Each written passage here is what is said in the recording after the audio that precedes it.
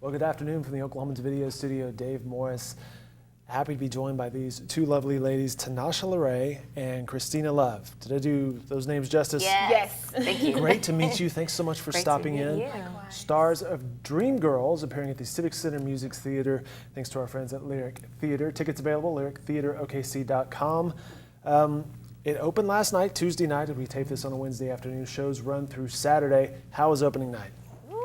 It was incredible. Yeah? Yeah, there's this saying around Lyric that there's this kind of magic that hits by opening night because we put the show up in 12 rehearsals. Yeah. So 12 rehearsals, people coming from all over, and you come together with a lot of the material already learned, but you've got to learn choreography. You've got to get spacing and your timing down and your lines down and the costumes and the makeup and all of that. And then we're like, oh, are we going to make it? Yeah. Are we going to make it? And we literally, before we opened, we had a run through that afternoon. And there was a little bit of hiccups and some notes that we still got. So we're just going, you know, leaning forward into the show. Yeah. Is it going to happen? And then the Lyric magic. How was it? Was it good? It was so invigorating. Yeah. And the audience was so responsive and so willing to take the journey with us and to listen to the story that we were telling. And it's so rewarding when you are behind the scenes and you're working in your quiet time as an artist and you're going through the small details of everything, and to see that work be effective on stage and to see that people are touched and that you've done something for them. It's just so wonderful. It's the reason why we do it. Very nice. Well, congratulations. Thank you so much. Congrats on the Tuesday opening night success. I'm going to check these guys out Friday night, and I cannot wait. Well, walk us through. What's the storyline here? It's kind of based off the Supremes loosely, right? The journey with Diana Ross and the Supremes, and what it looks like to be in the industry. Yes. And you go from these individuals who have this dream, and it's so pure and it's so innocent. But then once you get in the industry, everyone else's dream just sort of takes over, and it becomes a whirlwind. So it's their journey. It's Dina and Effie and Laurel and their journey throughout the industry as the Dreams. And she plays Laurel. Yeah. And so she can kind of even tell you a little bit more about her journey. I come in a little bit later. Yeah, she actually replaces Effie White after we boot her out of the group because she's having issues with the leading man in our cast as well, not in our cast, but within the story, because they're in a romantic relationship, and then they switch the lead singer to Effie Dina. is suddenly out the door, and you're in. Yeah, And it's she's showbiz. in. The show must go on. It's got to go on, right? What can you do? It's not your fault. I'm just trying to get a paycheck. It's none of my business. One of her lines is like, "This is none of my business." Literally. Taking a step back.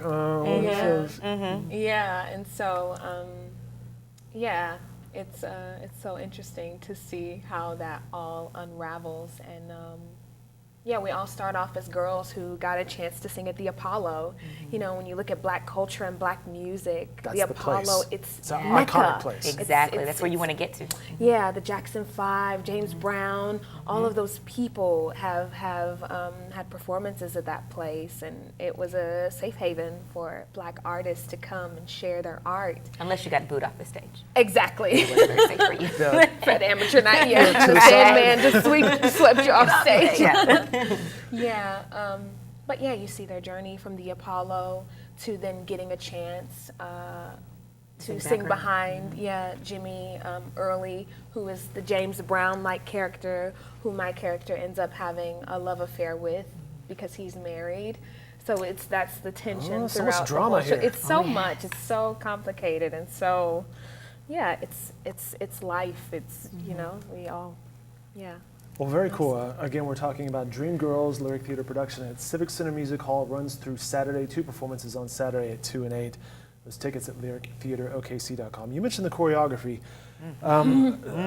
How's it like working with Lynn Kramer? My gosh, listen. Lynn Kramer is a boss when it comes to choreography. I had done Hairspray with her in the past. She directed Hairspray a few years back, and believe it or not, I played little Inez at that time, so I was 12-year-old. But I remember that was the first time I had ever worked with her. So coming in this time, I was a little bit nervous, going, okay, I got to get these steps for Lynn because she's very particular, she's very precise, but she is she's so specific, but she just knows her craft. She's so good at what she does. So you respect what she's saying. She's yes. She was my teacher at OU. She was she was the head of our dance department in OU School of Musical Theater. And I mean, Lynn she knows the ins and outs of every number. She is also a musician, so she choreographs with the music. And she just recently wrote a book as well about directors and choreographers in musical theater, where on her sabbatical she went and interviewed the top choreographers on Broadway and learned about their processes. And you can see that she's so invested in this thing, and it's such an honor to watch her work and come alive when she's doing what she's doing. She's really amazing. She knows certain styles, all these different styles. Yeah. She really learns and really knows how to capture the story in the movement. So it's one of my favorite numbers is actually when they do Move in the very beginning. It's actually their performance at the Apollo. And when you see the progression of her choreography throughout the show, it gets very slick and very clean and very, it looks, oh, we're regal now. We've got some money, we've got some experience. But in the beginning, the way she's choreographed it, even though it's excellent, she has captured the story. And there are these little girls that are, doing a talent show type performance, and she's just genius with what she does. She's really great. Move, huh? All right.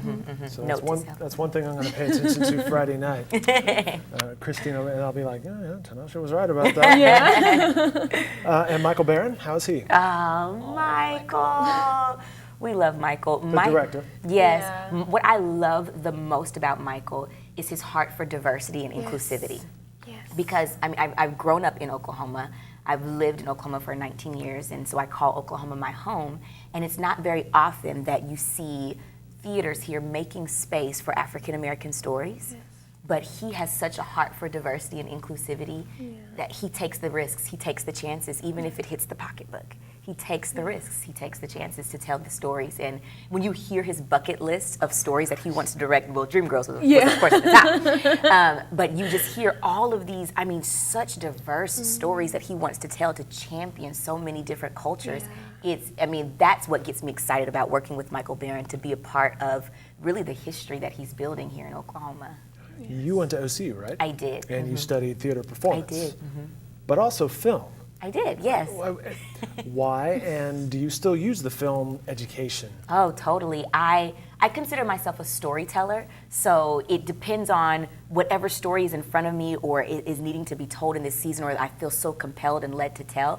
That's the hat that I'll wear to tell that story. So it may be a producer's hat, or it may be a director's hat, a director for theater, a director for film, or it may be acting, or in this case, acting, singing, and dancing. Whatever I need to pull out of my arsenal to tell that story. I still use film. I actually live in Los Angeles, and I'm pursuing film and television, and commercial work, and it's been a great journey. And I actually just recently directed a short film called Punchline. It's going to be in some film festivals, and I'm going to be submitting it to some more film festivals. And cool. I just have a heart for telling great stories, stage, film, television, the whole nine. Yeah.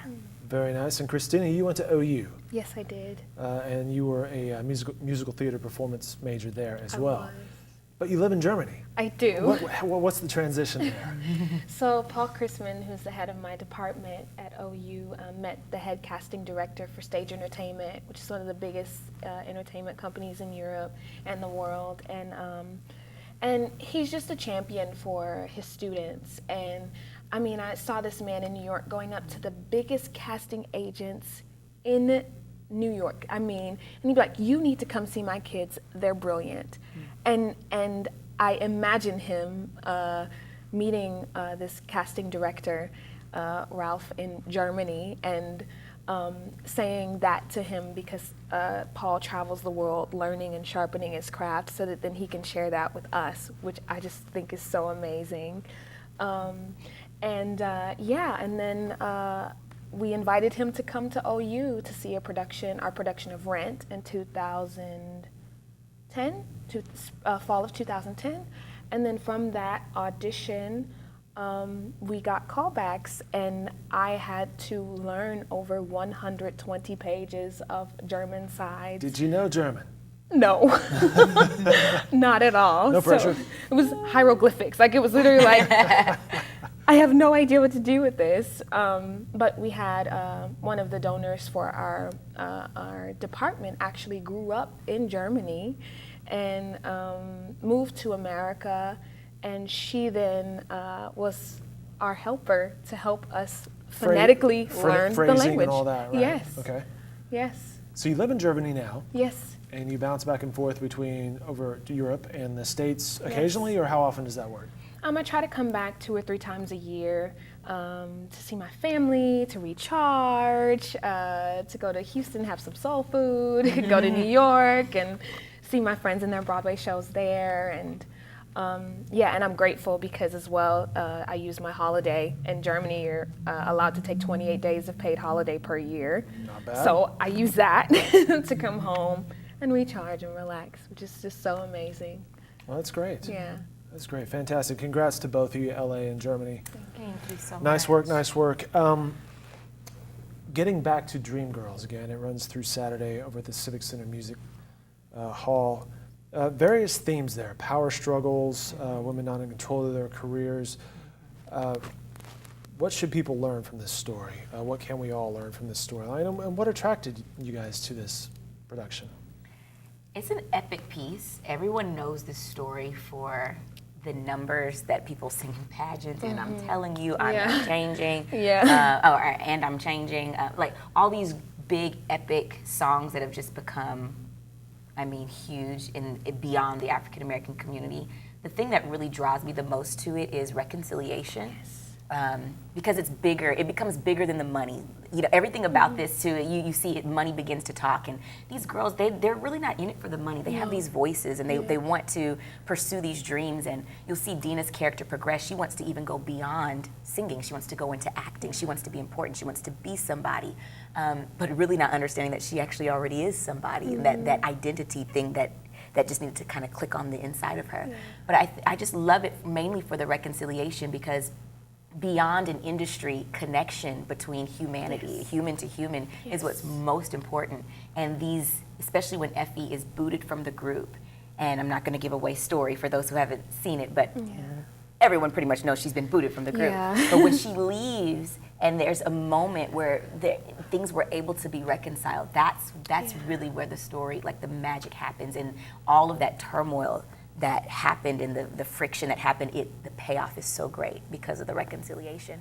And I think I hope that people would get from it as well, like, no, even they were on the top. They were on the top of the top of the top. But at the end of the day, they had voids. At the end of the day, they had holes. And when they were reconciled, so when we have this idea about what we want, you know, the American dream and money and dollars and the white picket fence and all of that, it's wonderful, but what if you have no one to share it with? You know, it's about human connection.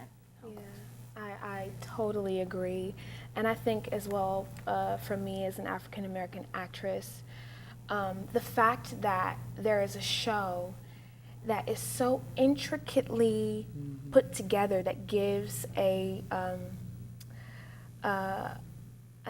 actor or an actress room to play more than a caricature or a stereotypical presentation of what a black woman or a black man should be is just so refreshing to have. And the way the book is constructed, the way the music flows in with the scenes, it's very operatic in nature. And it's so fulfilling to stretch deep and to add layers to things and to be given that chance to do that. And I really think the writers of the show were very innovative and groundbreaking in allowing that to present such a thing in the 80s as well, you know. It's amazing. It's an amazing piece to get the chance and the honor to play. Well, you guys are a lot of fun to talk to. And it seems like you're really enjoying where you're at in your career and this show, which, by the way, is Dreamgirls. Civic Center Music Hall, it runs through Saturday. 2 performances on Saturday, nightly until then. 5 shows left as of this taping. Again, tickets can be found online at lyrictheaterokc.com. Tanasha LeRae, Christina Love. I've enjoyed the conversation. We have to. It's been a pleasure. Welcome back to Oklahoma, since I know you're LA and Germany. And have fun this week. Thank you so much. We will. Yes.